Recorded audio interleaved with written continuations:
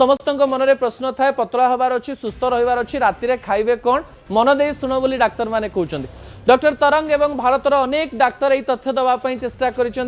तथ्य केते काम करा जाई परिबे ओडिशा भली राज्य रे ता गुरुत्वपूर्ण अटे किंतु जदि राति रे आपण एई सब जिंस खाउचंती एवं एई समय रे खाउचंती ताले आपण असुस्थ हेबे नाही आपणकर पेट बढ़िबो नाही कि विभिन्न रोग मध्य हबो नाही। किछि तथ्य आपणक निकट रखिबा पई चाहिबी जो तथ्य गुडी गुरुत्वपूर्ण अटे। डाक्तरंकर कहवा मतरे जदि आपण राति 10टा रे सोउचंती ताले संध्या 7टा पूर्वरु खाइ नियंतु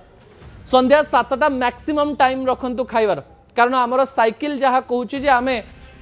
राति 10टा 12टा गोटे समय खाइले आम शरीर से ही प्रकार रे ताकू रिएक्ट करे नाही बा प्रतिक्रिया दे नाही 7टा 7:30 आपण खाई दे परिबे। कहवा कथा हेउची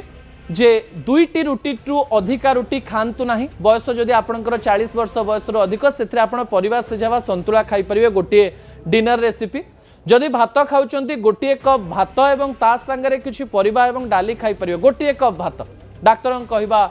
अनुसार लाइट फूड पाई आपण चूड़ा किंबा दलिया किंबा सुजी उपमा राति रे भी खाई परिबे जहा को ओडिसा रे सकाळर जळखिया बा ब्रेकफास्ट बोली कहउछन ताको राति रे मध्ये आपण खाई परिबे। कम खाई प्रचुर पानी पीवा पाई डाक्टर माने सजेशन देइचंती एवं जदि 12टा 12:30 रे आपण सोउचंती ताहले आपणक डिनर आपण 8टा रे नै परिबे राति रे जो खाइबा एवं आपणकर सोइबार प्राय 3-4 घंटा पूर्व खाई नियंतु एवं प्रचुर पानी पियंतु एवं प्रचुर जलीय अंश जो शरीर में थी आपन शरीर संपूर्ण सुस्थ राति कम खातु एवं जल्दी खातु एक डाक्तर माने कहवा चेष्टा कर। दर्शक बंधु असल